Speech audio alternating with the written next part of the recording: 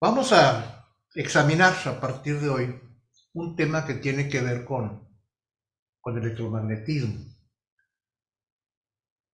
Vimos cuando examinamos esta área lo correspondiente a los campos eléctricos, potenciales eléctricos, todo eso.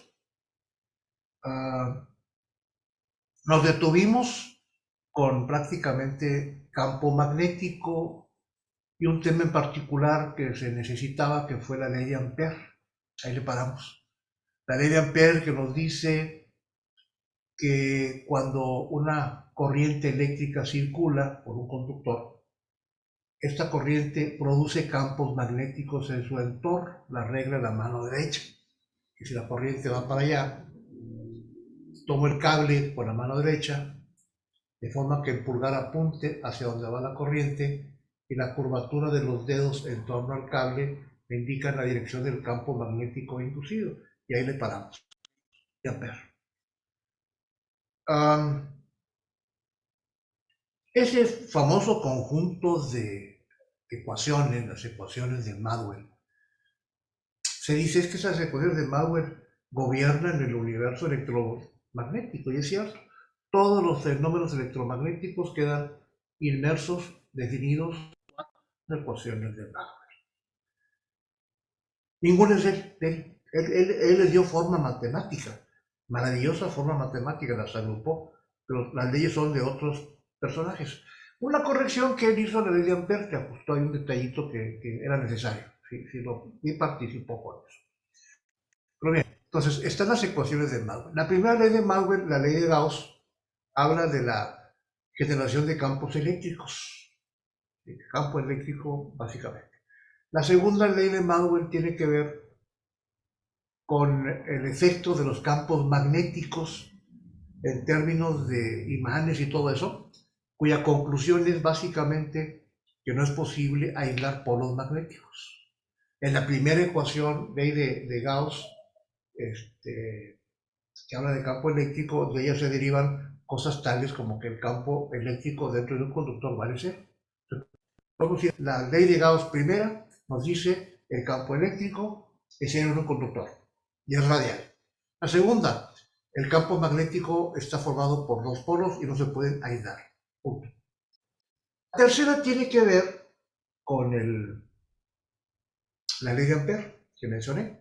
La corriente eléctrica produce campos magnéticos en su entorno, perfecto. La cuarta, ahora la cuarta. La cuarta tiene que ver con el complemento, digamos, de la ley de Ampère en la otra vía. La física es simétrica y las cosas ocurren tanto en un sentido como en el otro. Cuando hay partículas hay antipartículas y viceversa. Entonces, una vez establecida la ley de Ampère, pues se pensó que tiene que haber una ley simétrica. Si yo puedo producir campos magnéticos con cargas eléctricas en movimiento, pues debería producirse, ser posible producir corrientes eléctricas y voltajes a partir de campos magnéticos, que es la simetría perfecta. Esa cuarta ley se llama ley de Faraday, que en este momento empezamos a examinar la inducción electromagnética. Faraday fue un físico inglés que fue un apasionado del trabajo experimental, aunque le faltaba preparación formal, esto es, no tenía una educación muy científica, muy fuerte, y menos matemática, pero a él le gustaba mucho la investigación. Entonces, en aquellos días en Inglaterra había un teatro donde los científicos de su tiempo realizaban presentaciones públicas casi como un circo, hacían experimentos, y la gente iba por ver los experimentos. Esto era necesario porque ese grupo de científicos, ese comité científico en Inglaterra, carecía de presupuesto. El gobierno no pagaba nada. Entonces, existía porque ellos conseguían recursos. ¿Y cómo le hacían? Pues con los espectáculos. Daban experimentos, mostraban fenómenos, la gente se asombraba y pagaba un boleto. Faraday no se lo perdía.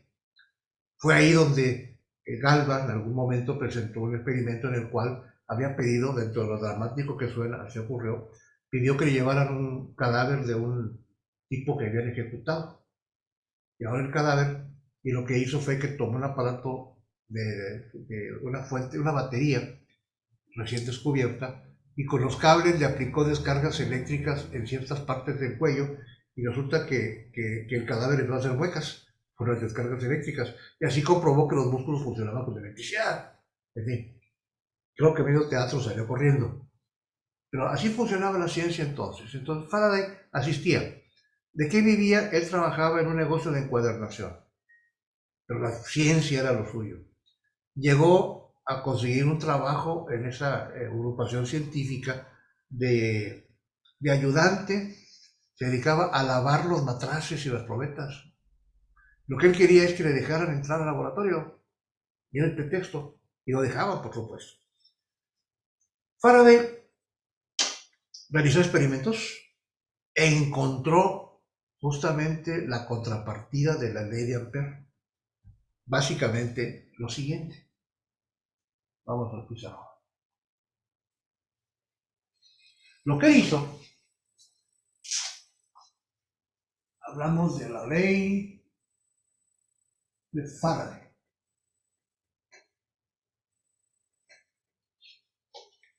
Se dio cuenta que si había un campo magnético, por ejemplo, producido por un imán, entrando al pizarrón, ya sabemos eso,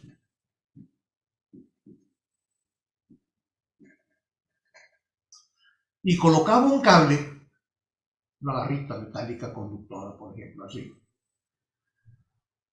Si esta barrita la conectaba con cables a un amperímetro,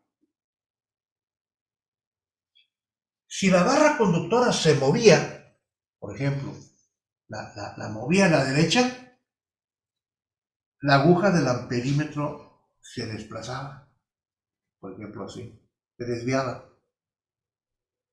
Encontró que entre más rápido moviera la barra a la derecha, más se movía la aguja. O sea, que se producía una corriente eléctrica generada del movimiento del conductor a través del campo magnético, y que esa corriente eléctrica dependía de lo rápido con que la barra se moviera. Y mejor aún, resultó que si la barra la movía en sentido contrario, la aguja se desviaba, pero al otro lado. Si la barra la movía de un lado al otro, un lado al otro, la aguja se movía de un lado al otro, un lado al otro. Se balanceaba al mover la barra para un lado, a moverlo para otro. O sea que el magnetismo producía electricidad en un conductor. Luego realizó otro tipo de experimentos, siempre con la misma idea. Por ejemplo, tener un imán, polo norte y polo sur, y acercar un aro hacia el polo norte o al polo sur. Y al moverlo, se detectaba igual corrientes eléctricas para un lado o para el otro, circulando al moverse. También, teniendo un campo magnético, como ya estaba hace un momento considerado, entrando al pizarrón,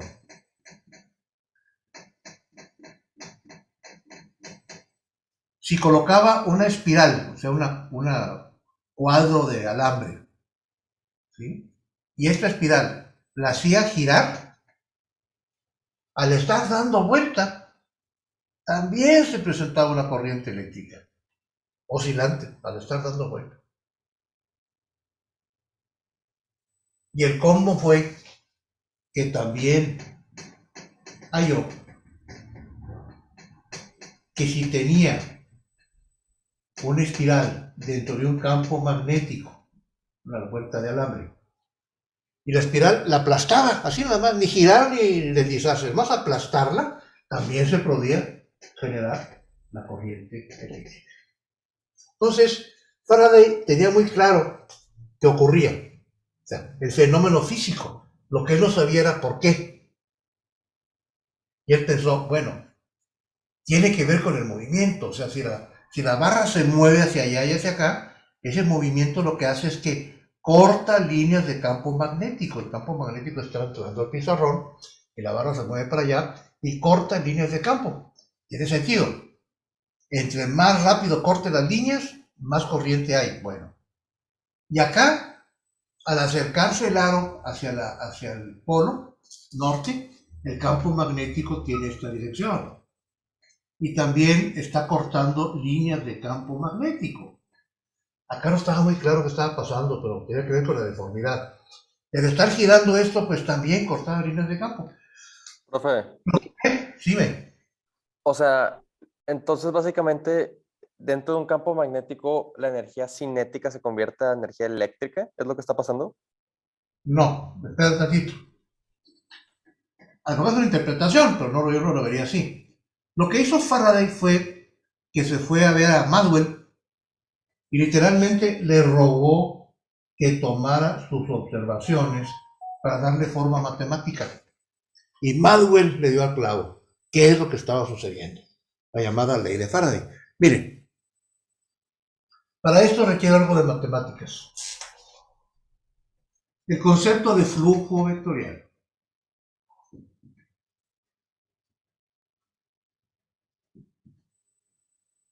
Pensemos que tenemos, ya esto ya antes lo manejé con hidráulica, pero lo repito. Supongamos que tenemos agua que está moviendo con una velocidad v. Esta agua pasa dentro de una ventana imaginaria. Entonces va a pasar por aquí. La velocidad.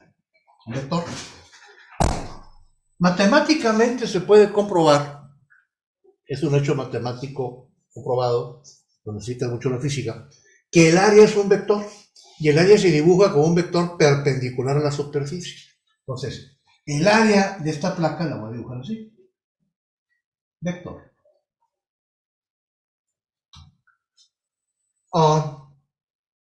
Si nos preguntamos cuánta agua pasa por esa ventana, hay que darse cuenta que como hay un ángulo,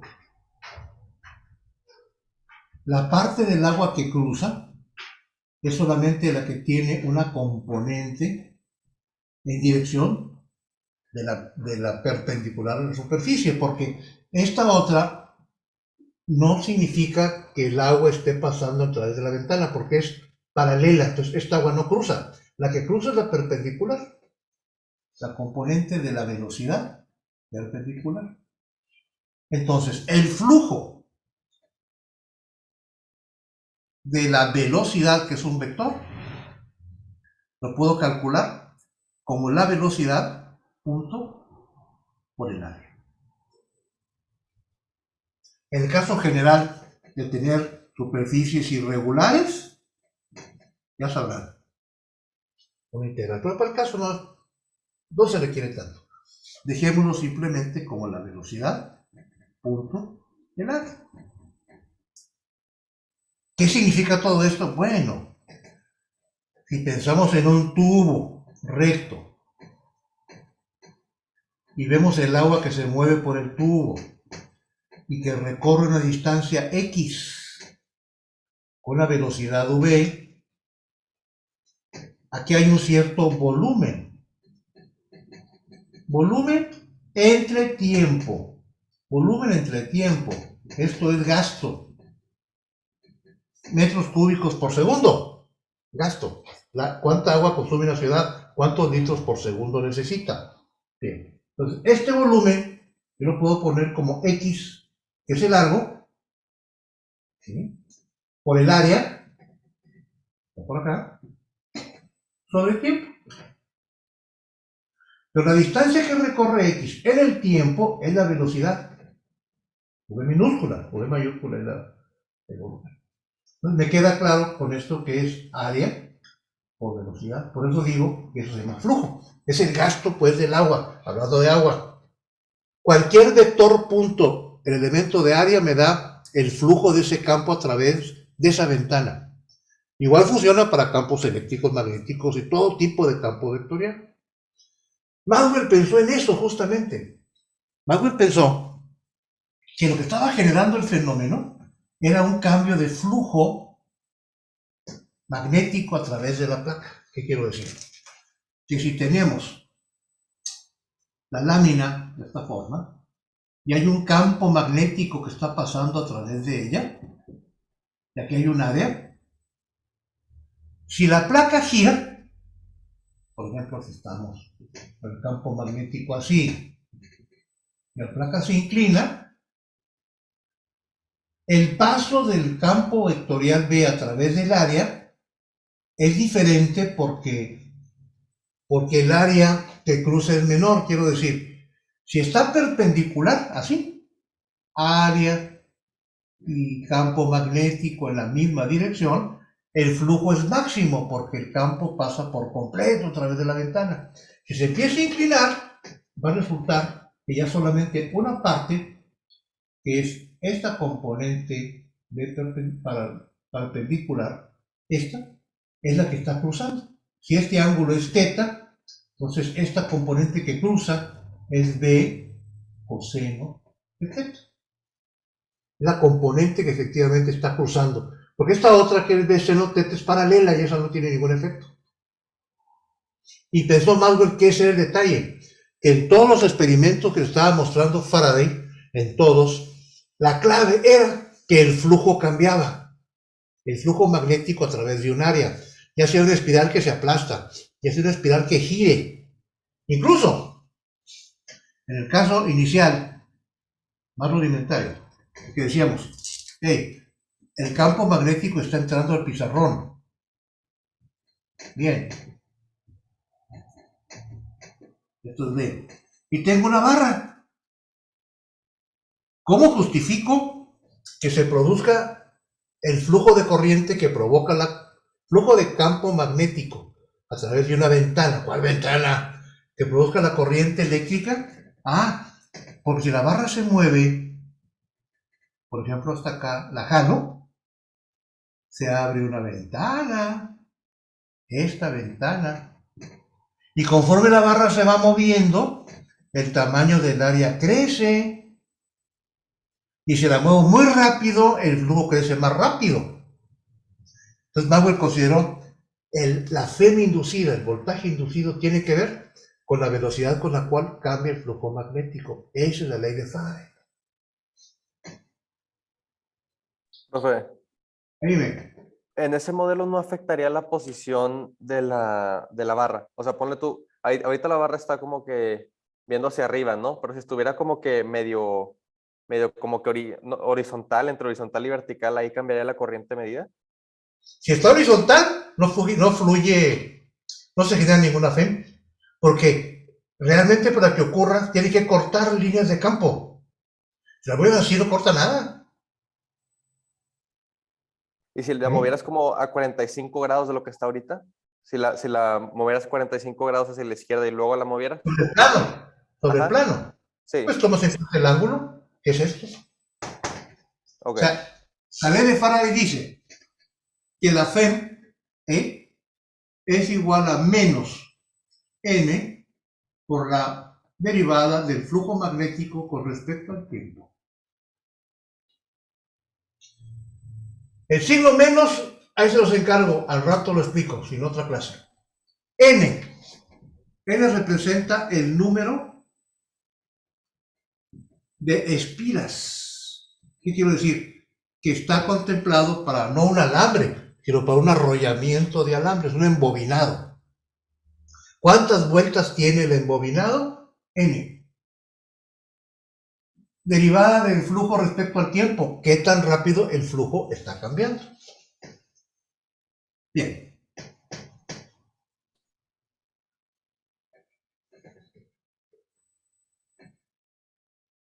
Yo una vez lo adelanto, no se me olvida. El signo negativo dice que la FEM inducida, la FEM que aparece, es contraria al fenómeno que la causó. Ahorita lo explicamos.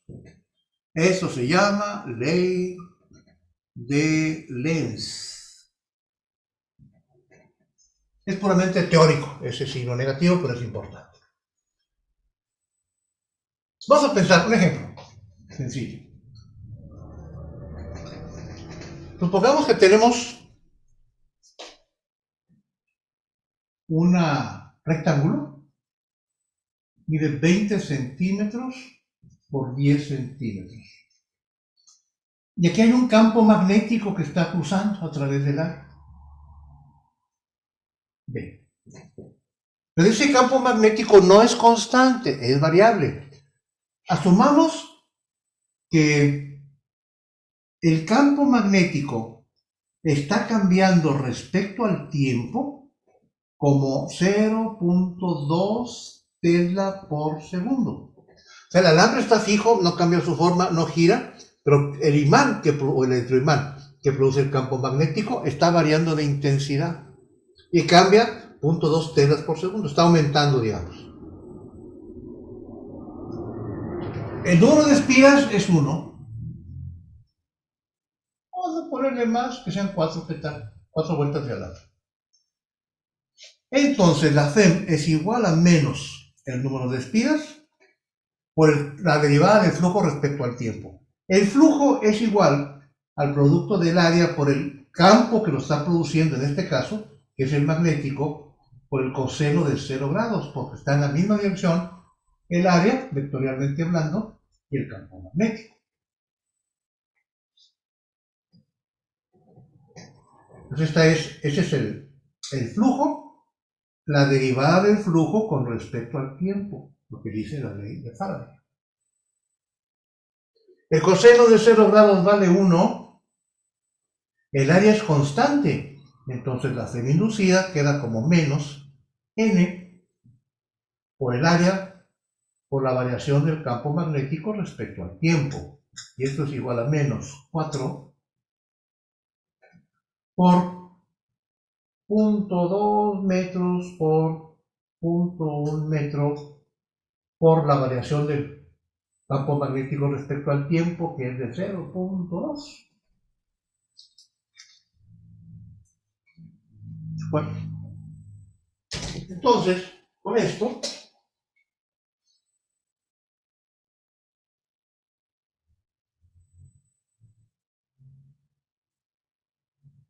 punto 0.16 voltios.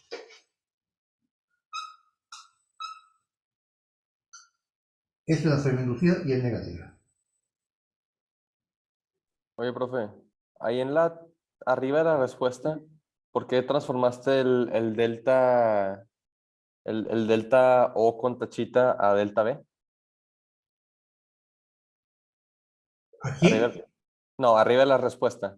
Arriba de la respuesta que acabas de poner. Porque dice dB entre dt en vez de do entre dt. ¿por qué O?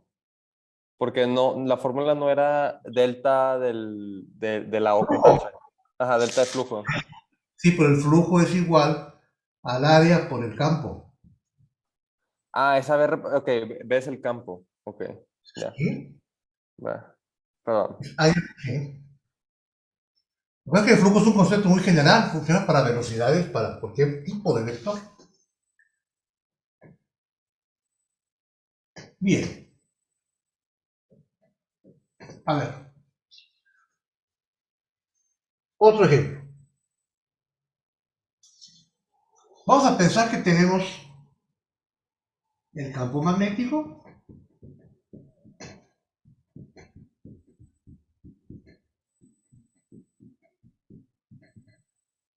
y la barra. La barra está aquí.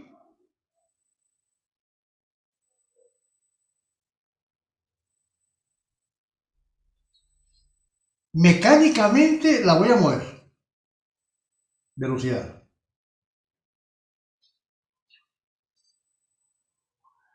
Cuando la barra se mueva y llegue, por ejemplo, aquí, recorrió una distancia x, digamos. La barra, digamos, mide L de largo. Ya les digo, conforme la barra se vaya moviendo, se abre una ventana más grande, donde el flujo es igual al área por el campo magnético de inducción, en este caso por el coseno de 0 grados, porque el área es perpendicular a la superficie. Resulta, esto vale 1, que me va a quedar área largo por distancia horizontal, lado por lado, y por D. Entonces, la Fm inducida, la N sería 1 porque no es un espira, es un alambre, es igual a menos la derivada con respecto al tiempo, pues de eso.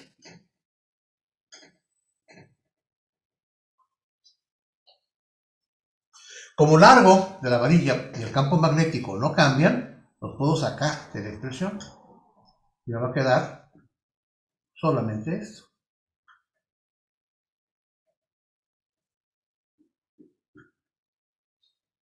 La derivada de la distancia horizontal con respecto al tiempo es la velocidad. Entonces, esta ya es una fórmula hecha, viene en el formulario B. La Fm inducida, en este caso, es menos L por V, velocidad, por campo magnético. El largo de la barra, la velocidad con que se mueve y el campo de inducción.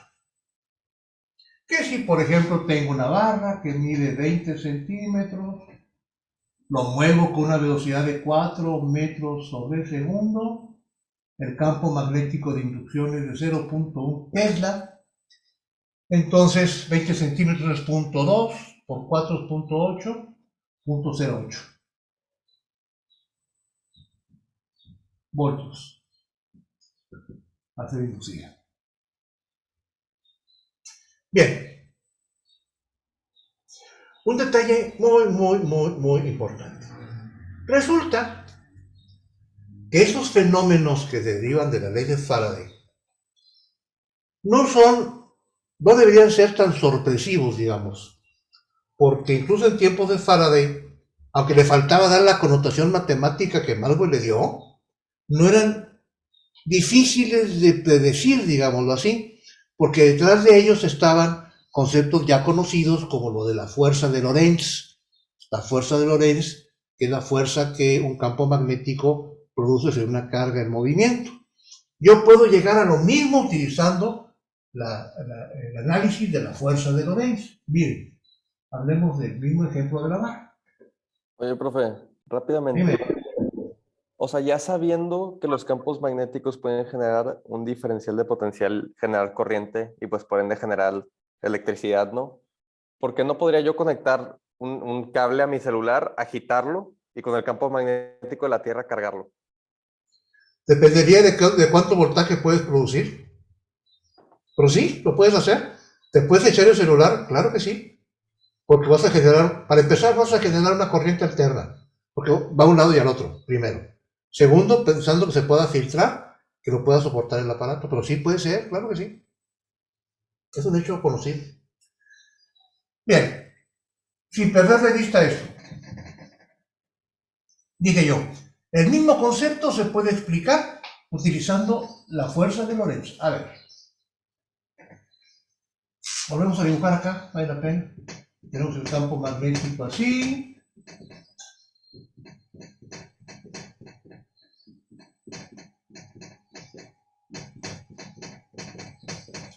Y la barra.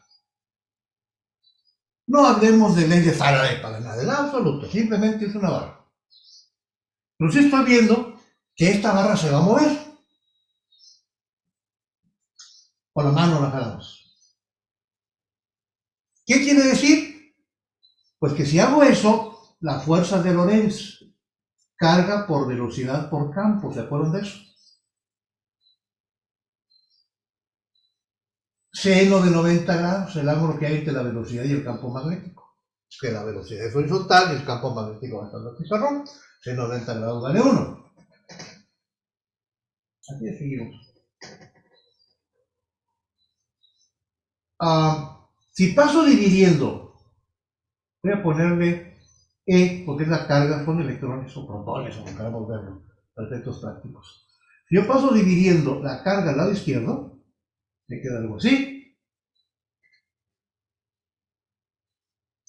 Pero la fuerza entre la carga es la definición prácticamente del campo eléctrico.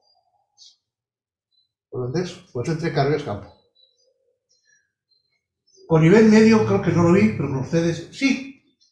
El voltaje es igual a la integral del campo por la distancia recorrida. Punto.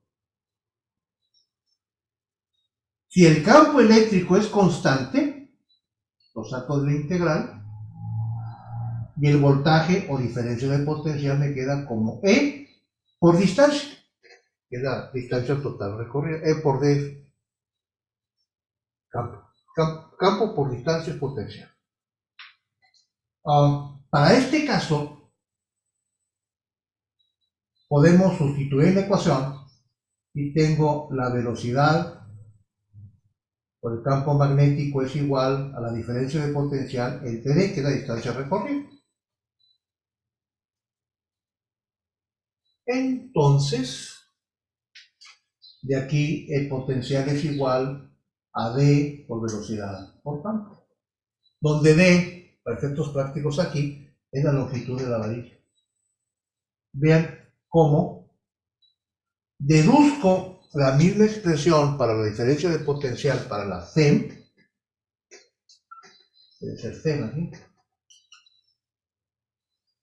partiendo del análisis de la fuerza de Lorentz. Lo que me refería que es posible explicar los fenómenos con fuerza de Lorentz. Quiero insistir mucho en ello por lo siguiente. Las preguntas de los exámenes de BEI y en carrera pasa lo mismo. Frecuentemente caen en que, a ver, dime si yo muevo el metal a la derecha, la corriente para dónde va. Dime cuál es el signo de la FEM. Pensando en la ley de Faraday. Pues tengo el flujo, cómo cambia el flujo, si aumenta, si disminuye. Les recomiendo profundamente, desde el fondo de mi corazón, les recomiendo que este tipo de planteamientos los piensen con la ley de Lorentz. Es más fácil y hay menos errores. Funciona.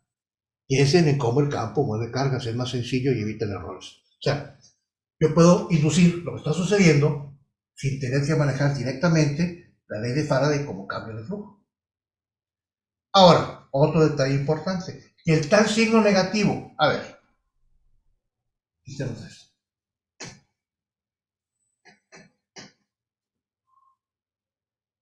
Miren. La barra se mueve a la derecha, de acuerdo. Entonces, de acuerdo a la ley de Lorentz, la fuerza, la velocidad va a la derecha. ¿Sí? El campo magnético va entrando al pizarrón. Velocidad por campo, fuerza. ¿Sí, verdad? Carga, velocidad por campo. Si la velocidad va a la derecha y el campo va entrando al pizarrón, la corriente va hacia arriba. Corriente. Ya está. Eso indica, si la corriente va hacia arriba, que la FEM es más y menos. De más a menos. Bien, hasta ahí estamos bien. Se está moviendo así porque le apliqué una fuerza F1, jalándole para allá. Pero los campos magnéticos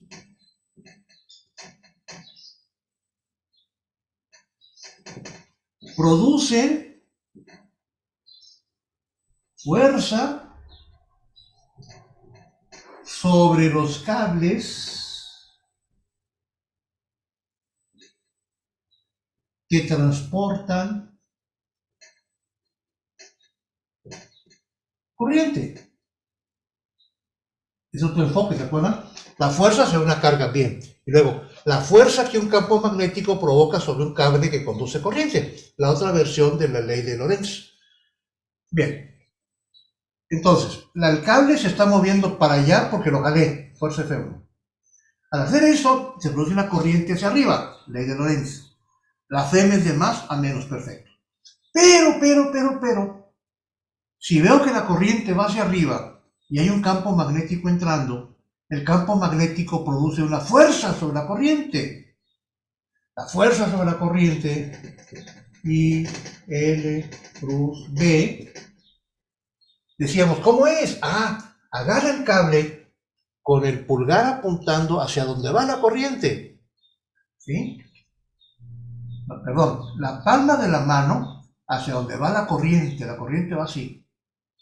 Dobla los dedos de la mano hacia donde va el campo magnético, así. ¿Sí se ve? Corriente hacia campo. Y el pulgar va a apuntar la dirección de la fuerza magnética que produce. Entonces, hay una fuerza, F2, así. La F1 yo la apliqué para obligar al cable a moverse. Al obligarlo a mover se produce una corriente hacia arriba. Pero al producirse una corriente hacia arriba, ese interactúa con el campo, donde el campo le produce a la corriente hacia arriba una fuerza contraria. Esta fuerza tiene que ver con la ley de Lenz, justamente, que es lo que indica este signo. Una consecuencia de la ley de Lenz, esto no lo dice Sokos, lo digo yo no lo inventé, pero Sokos debería decirlo, es que si la ley de Lenz no existiera, se contravendría el principio de conservación de la energía. ¿Se dan cuenta por qué? Porque si le doy un pequeño golpecito al alambre, no lo jalo, un golpecito, se empieza a mover. Entonces, si esta fuerza no fuese así, ese cable iría cada vez más rápido, en contra del principio de conservación, de donde saca la energía para seguirse moviendo. Cuando resulta que se mueve a la derecha, la ley de Faraday me dice que se genera una fuerza contraria a la que la produjo. Siempre ocurre así. La fuerza que se crea, profe, es de la misma magnitud a la que se aplicó. Sí, es igual. Así es. Tú haz lo que la fuerza crezca, o aplica la fuerza más grande y la reacción aumenta. Así es. Bien, quiero que analicemos algunos problemas de esto. A ver. Haciendo referencias a ese detallito, tipo preguntas que hacen en los exámenes del 20.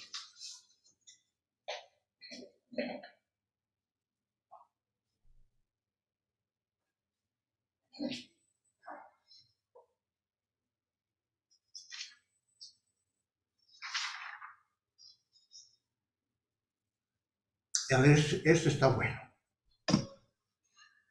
Dice, determine la dirección, apúntele, del problema 9, página 443.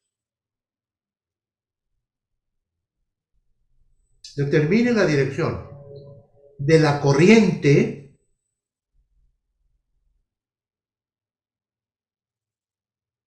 en el anillo mostrado en la figura.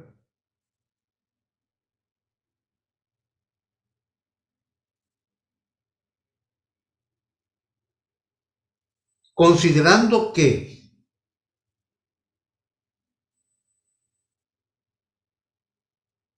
la corriente en el cable recto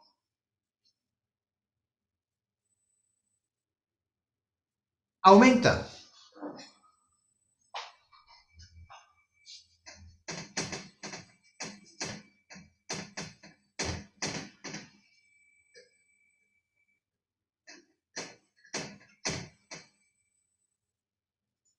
Y viene un dibujo.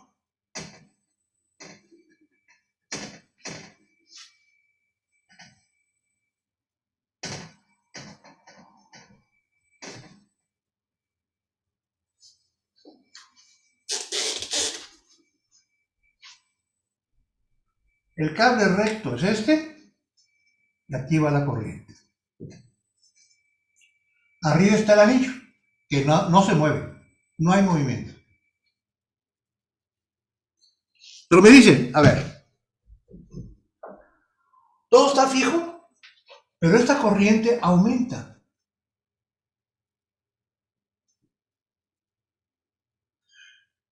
Visto de frente, si este es el cable, la corriente va, digamos así. Luego por acá.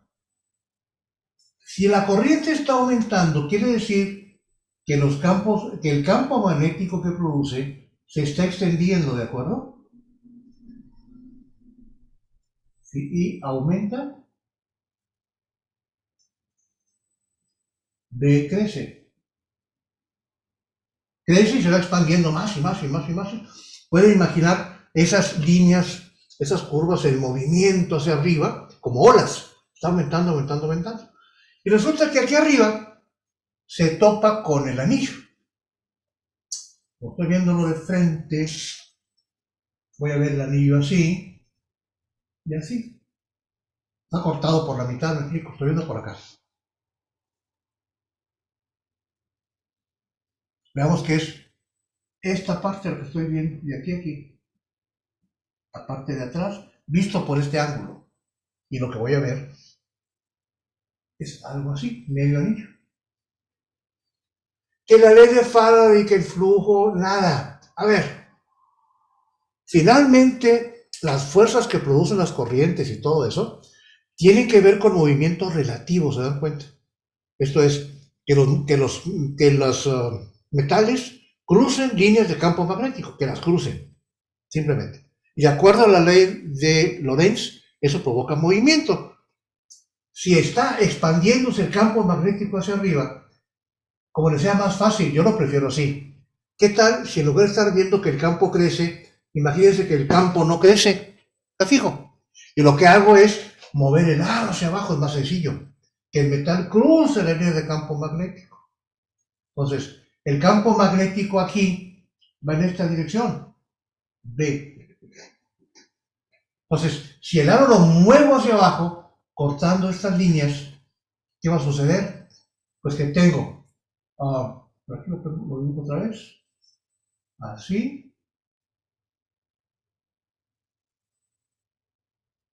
la velocidad, estoy cortando las líneas de campo, hacia abajo, y el campo magnético va a la izquierda, entonces velocidad por campo magnético, la fuerza va hacia adentro. Esta es la dirección de la corriente inducida. Esto es, va a ser así.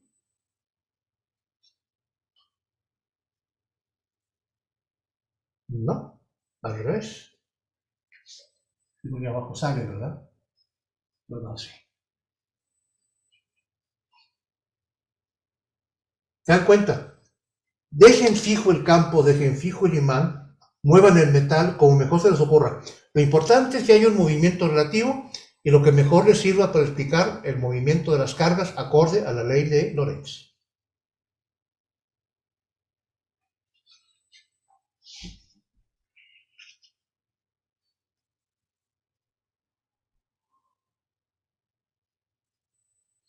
Aquí viene otro. Ahora ahí. La figura muestra un anillo en reposo.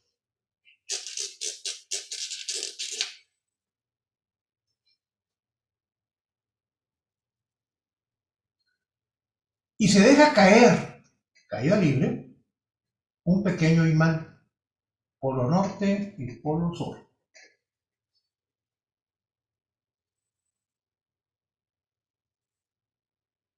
Determina la dirección de la corriente en el anillo. Si cae,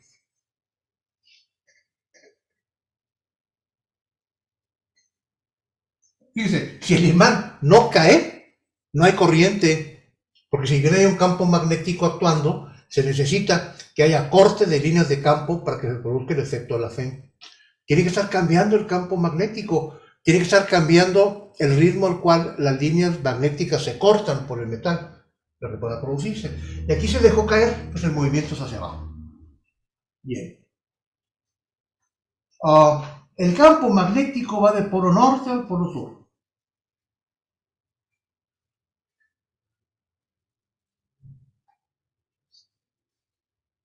Veámoslo aquí, por ejemplo, esta parte de aquí. Amplifiquemos la mitad del anillo, la parte de atrás, está así. Y resulta que el campo magnético lleva esta dirección. Al caer el imán, es lo mismo que si cae el imán, es lo mismo que el anillo subiera. Entonces, si el anillo sube, la velocidad es hacia arriba, pues está ahí visualizándolo como que el imán no se mueve, lo que se mueve es el anillo. Entonces, si el imán sube, tendríamos velocidad hacia arriba, cruz, campo magnético a la izquierda, ¿qué sigue? Velocidad, cruz, campo. La corriente eléctrica inducida tendría esta dirección. Entonces va a ser así, así, así. ¿Qué pasa que si le voy a la parte de atrás, la parte de la derecha y la de la izquierda, ustedes encuentren una porción confiable para sus observaciones y agárrense de ahí? No pierdan tiempo. Porque la ley no puede cambiar si la veo en la izquierda que en la derecha, arriba o abajo. Es aquella porción que sea la más confiable. Bien.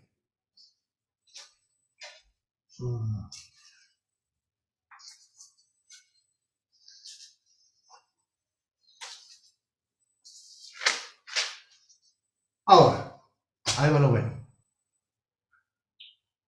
Evidentemente, si yo puedo mover un metal frente a un campo magnético, produzco una FEM. Yo puedo cargar batería, yo puedo encender focos, lo que me decías hace un rato. José Antonio, de que si el celular lo conecto y que pues todo eso se puede. Aquí el punto es que si yo tengo, por ejemplo, un tambor metálico, ¿sí? Cilindro, y lo enrollo con alambre conductor, miles de vueltas, miles de vueltas. Y yo hago que ese tambor gire enfrente de un imán, de manera que las espiras corten el campo magnético, voy a producir una corriente inducida, una FEM, que puede ser aprovechada para lo que yo quiera. Esto es, estoy construyendo un generador eléctrico, que no es más que una colección de espiras girando frente a un campo magnético. De hecho, les comento, no lo mencionan Socos para nada, pero es importante, si tengo el cilindro con mucho alambre enrollado, no me sirve de nada si ese alambre está cubierto de plástico, porque el plástico interactúa de forma atenúa, digamos, los campos magnéticos y no conviene que tenga aislantes plásticos. ¿Qué se hace? Se utiliza un barniz especial, un barniz para transformadores. Lo venden en lugares de venta de equipos eléctricos, pero no la tienda de la esquina. En negocios que vendan equipo eléctrico un poco más sofisticado, el barniz para transformadores es un barniz transparente rojizo. Y lo que hacen es que pintan ese alambre desnudo, sin cubierta, lo pintan con el barniz. Es lo suficientemente aislante para que yo pueda enrollar ese alambre sobre sí mismo y generar vueltas y vueltas y vueltas de alambre de 2000, 3000, 10.000 vueltas, aunque estén en contacto, sin hacer corto. Ese es el punto. Entonces, un generador se construye de esa forma. Ahora, vamos a ver cómo opera la operación de un generador.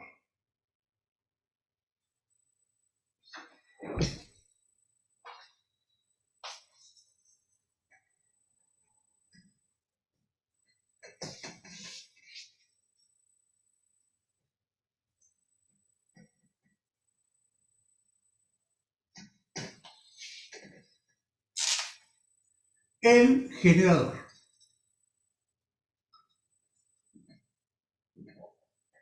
Déjenme ver si ubico aquí unos cañones de colores, que sería muy útil distinguir las porciones.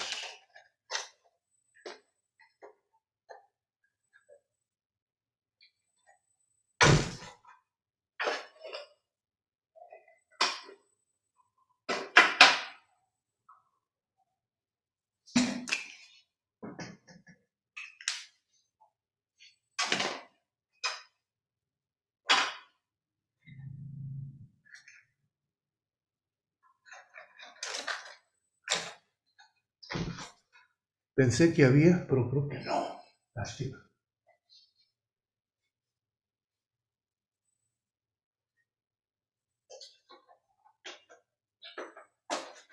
Quiero ver si nos confundimos. Vamos a ver.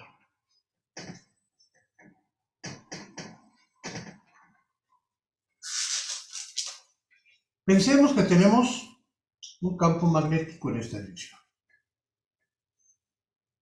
Voy a borrar esto para aprovechar espacio porque no da para más. Tengo un campo magnético en esta dirección.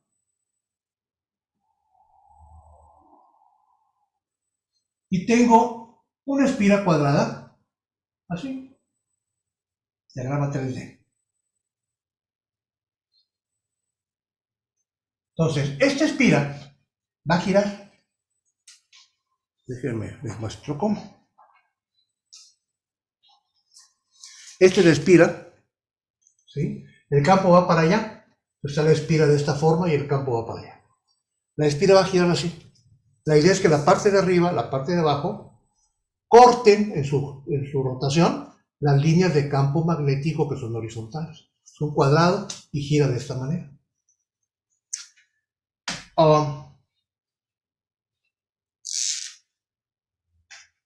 Me interesa ver lo que pasa con esas partes de arriba. ¿Sí? De hecho, la parte de atrás solamente. El objeto de estudio va a ser la media espira de atrás, es más sencillo de ver. Quiere decir que si hago eso, esto es B,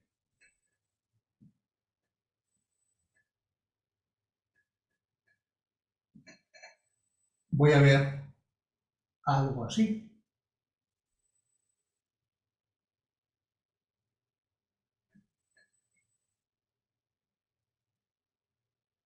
Estoy viendo la mitad de la espira que está atrás. La otra está enfrente y voy a hacerlo a un lado porque es más fácil verla de atrás. Entonces, esta espira va a estar girando. Velocidad angular omega. Velocidad angular omega. Recuerden eso. Velocidad es igual a 2pi por omega. No, omega.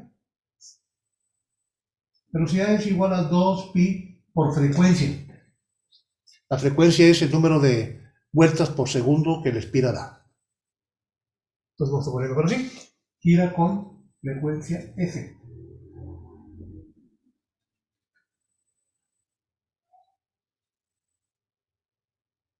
Estoy mal, aquí no es omega. Esto es omega. Omega es igual a 2pi. Sí. Porque la velocidad lineal era omega por R, es otro boleto. Omega es igual a 2pi por R. Y está girando, muy bien. Fíjense que si estoy examinando la barra que está saliendo del pizarrón, al dar vuelta, esa barra va a cortar líneas de campo. Ahí casi no, ¿por qué? Porque la barra está saliendo del pizarrón, y al moverse la barra, pues prácticamente está cortando poquitas líneas porque están muy arriba. Si estuviera más abajo la inclinación, cortaría más líneas por la posición que tiene. Y cuando esté, por ejemplo, en el punto de en medio, la barra, cuando esté así, por ejemplo, las líneas que va a cortar van a ser muchísimas, están todas amontonadas más en el centro por inclinación, que arriba corta poquitas. Entonces, a ver, viéndolo así, si la barra está saliendo del pizarrón y el campo va a la derecha, entonces, la velocidad, la barra va para allá, tratando de girar. Entonces, velocidad por campo, velocidad por campo. Aquí no lo veo muy claro, vamos a mejorar a girarlo un poquito más. ¿Sí? Ya avanzó tantito, está girando. Este es el campo magnético de inducción. Si la barra que está saliendo está bajando, a ver, velocidad hacia abajo, cruz, campo magnético que va a la derecha, velocidad por campo. La corriente va saliendo. Esto es, aquí voy a tener que la corriente sale de la barra. Esta es la corriente inducida. Acá arriba también, pero de un poquito magnitud, pues casi no corta líneas de campo. Acá va a estar entrando de regreso. Y acá también.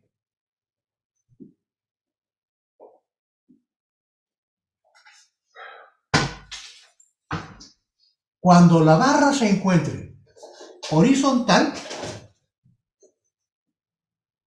el campo magnético va en esta dirección, la barra se mueve hacia abajo, nos damos cuenta que como la barra está saliendo del pizarrón y el campo magnético es horizontal, cruza más líneas de campo magnético por su posición. Estando arriba casi no corta nada. Cuando está inclinado corta algunas. Cuando está aquí la barra, corta muchísimas. En esta posición, la FEM debe ser máxima. La corriente sale.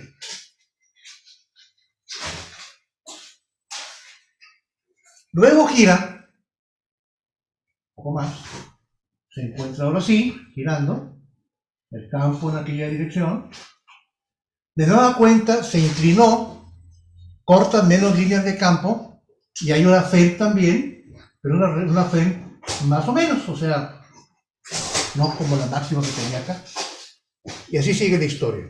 Cuando la barra gire hasta el otro lado, y haga esto, va girando así, y la FEM, el campo magnético va a la derecha, la velocidad de la barra que está sube, pues velocidad por campo, velocidad por campo. Entonces en este punto, la corriente gira. O sea, esta corriente que iba saliendo, al dar la vuelta, se atenúa más y más y más. Cuando da la vuelta y pasa a los 90 grados, se invierte en dirección. Hasta que la corriente está cambiando por naturaleza por el propio giro de la barra. Gráficamente, y grafico la FEM por el tiempo. Vamos a llamarle 1 a este momento, 2 a este momento, 3, 4, 5. Resulta que en el momento inicial, el voltaje es 0. Eso es el 1. ¿Por qué? Porque prácticamente no está cortando líneas de campo y la FEM inducida es 0. Empieza a girar, se va a 2 y la FEM empieza a aumentar. ¿Aumenta qué tanto? Hasta que encuentre el máximo, que es en el punto 3. A estos 2. Aumenta y llega al punto 3. El punto máximo, que es este. Se pasa y empieza a disminuir. Ah, pues hace esto. El 4. Cuando se alinea perfectamente, como está arriba, y quede vertical, de nueva cuenta, llámenle 6, el flujo es 0. Y luego, que es el 7 este, y ahí a la vuelta, empieza a hacerlo, pero en dirección contraria. ¿Se dan cuenta? Se genera una FEM variable en una dirección, crece a un máximo, disminuye a 0, crece en las negativas, disminuye a 0, y ahí se va. ¿Se dan cuenta? Que la FEM inducida por esas espiras de ese generador, sin que lo pidamos, me dan una corriente alterna. La corriente que tenemos en las casas es corriente alterna, que tiene la frecuencia, cambia en las casas la polaridad de los cables una vez cada 60avo de segundo, 60 veces por segundo, cambia. Y con ese la CFE para mandarnos una corriente alterna de ese tipo, nada, simplemente los generadores por su naturaleza producen corriente alterna por la rotación. Y van a verlo aquí enseguida. Les recomiendo, si mis dibujos no son lo mejor del mundo, vean los que tienen socos. Hace lo mismo, pero con colorcitos. Y se ve más claro. Le pone azul en la parte de arriba, rojo en la parte de abajo. Bien. Entonces, a ver, lo mismo. Tengo la espiral. Tengo el campo magnético de inducción. Tengo la fuerza, el área, que es perpendicular. Y tengo el ángulo. ¿Qué hay con la ley de Faraday? Todo.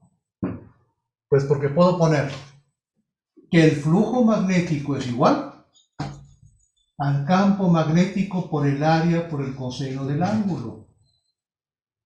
Y ese ángulo es la rotación de la espira. La rotación de la espira.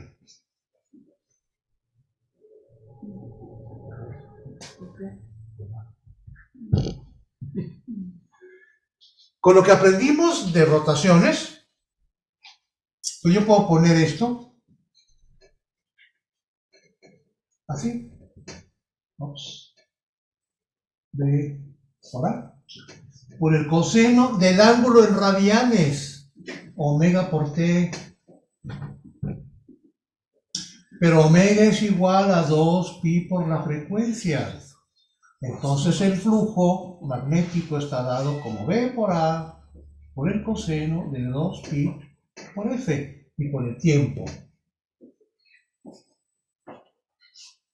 A un lado toda esta maraña de ley de Lorentz, que fue lo que utilicé, ley de Lorentz. Con la ley de Faraday me dice, no te hagas bolas. La FEM inducida es igual a menos el número de espiras por la variación del flujo magnético con respecto al tiempo. Y esto implica menos n por la derivada respecto al tiempo de b por a por el coseno de 2pi f por t, siendo que la frecuencia es constante. Entonces,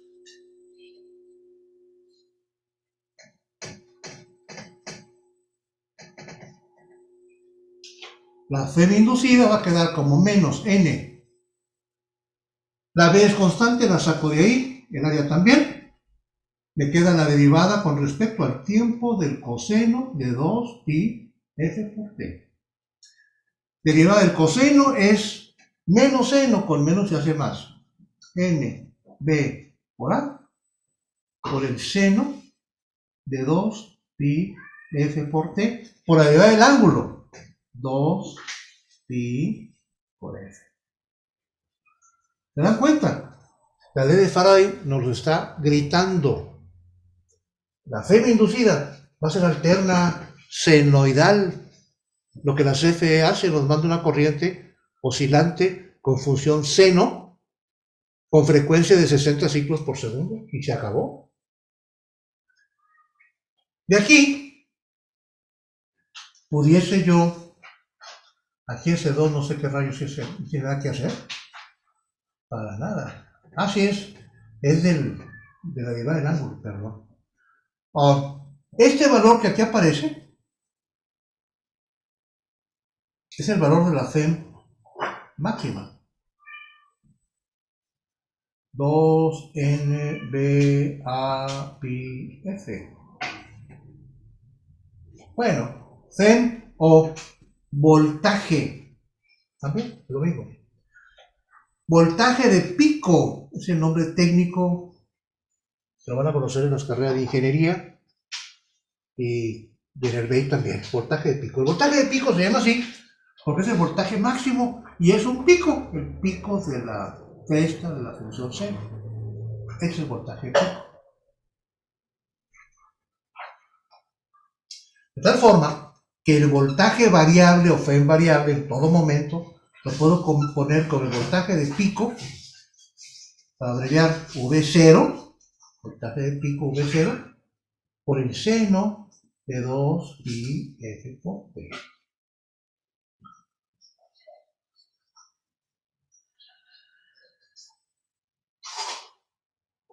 Aquí hay un detalle muy importante.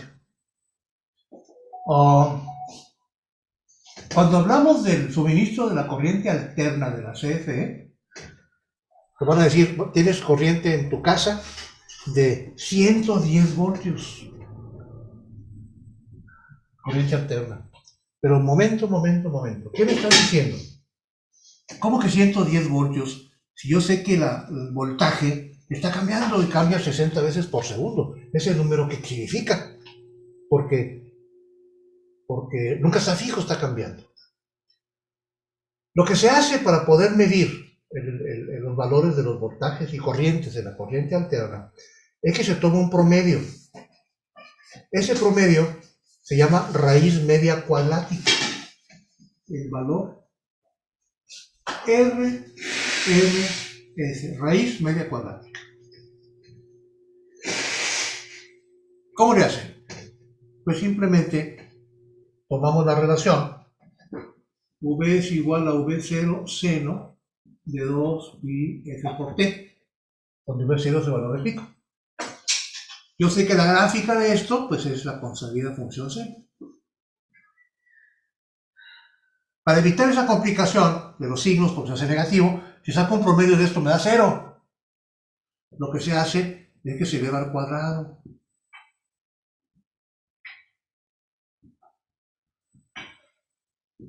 Si se eleva al cuadrado, lo que va a ocurrir es que las partes negativas se levantan hacia arriba. Va a quedar más altita, más picuda, pero todas son puras crestas hacia arriba. Si tomo un periodo, aquí el periodo,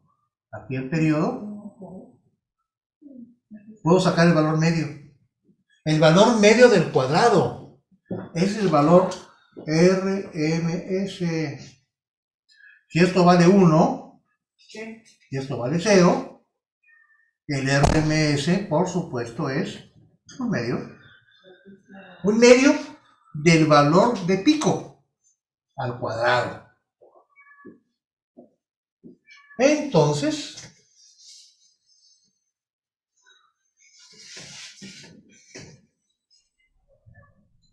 de acuerdo con esto,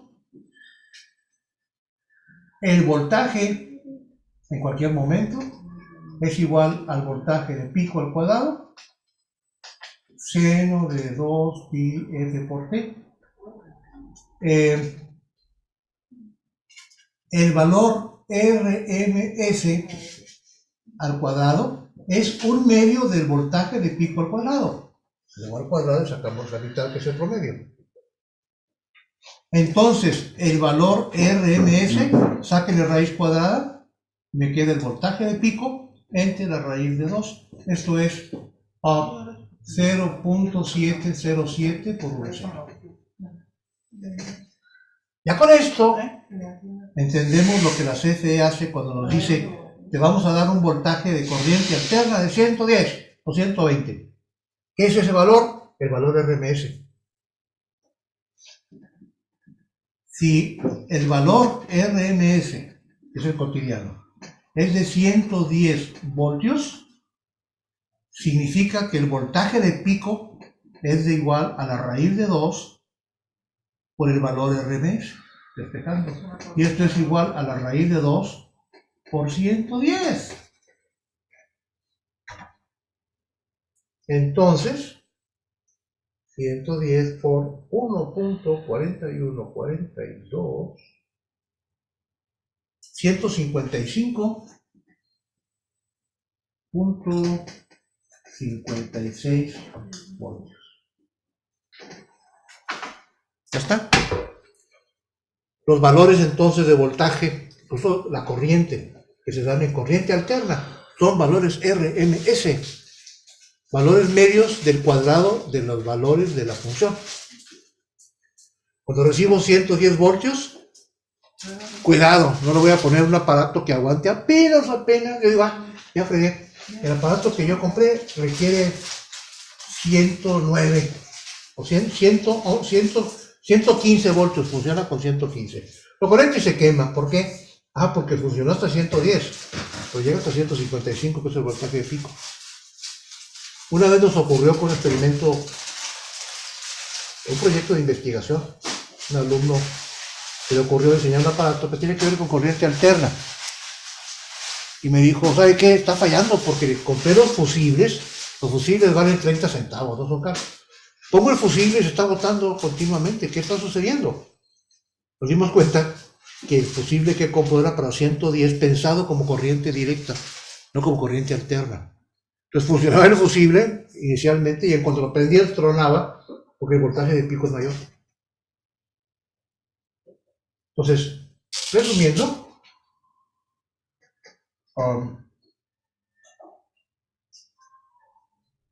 el voltaje es igual al voltaje del pico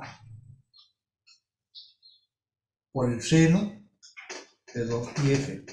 La corriente es igual al voltaje entre las resistencias, si le conecto una resistencia, y esto es igual al voltaje sobre resistencia por el seno de 2π por f. La expresión para la corriente tiene la misma estructura, entonces, que la del voltaje. Corriente de pico por 2π por f.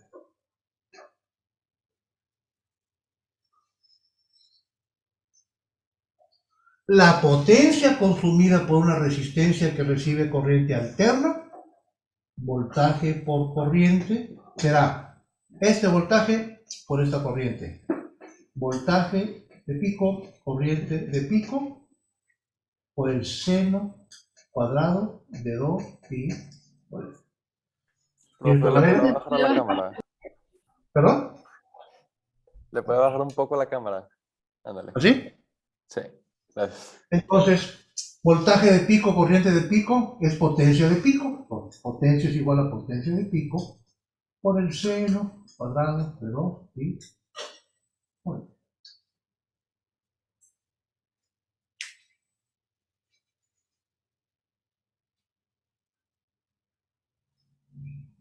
¿Pasan 10 para 10?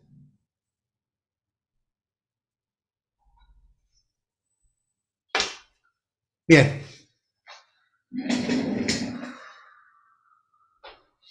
En caso, pregunto desde ahorita, vamos a discutir ahorita porque nos falta gente y es bueno. ¿Qué día de la semana pudiera ser si queremos otra sesión más en las tardes? Ya hasta quedó el viernes. ¿Algún otro día anexo que se pueda tomar? ¿Que no se empalme con algo?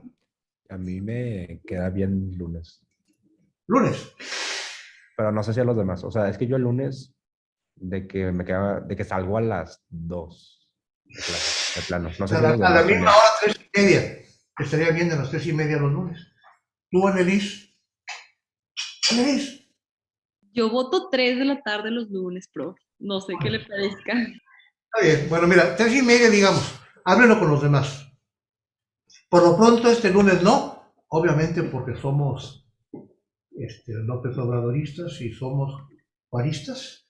Se conmemora el nacimiento de Benito Juárez. A partir de la siguiente semana. Sería si es necesario. Háblenlo con los demás para que estén de acuerdo. ¿Está bien? Bueno, Sí, profe. preparamos y nos vemos el martes. Voy a subir esto cuanto antes a la plataforma para que la puedan ver. ¿Ok?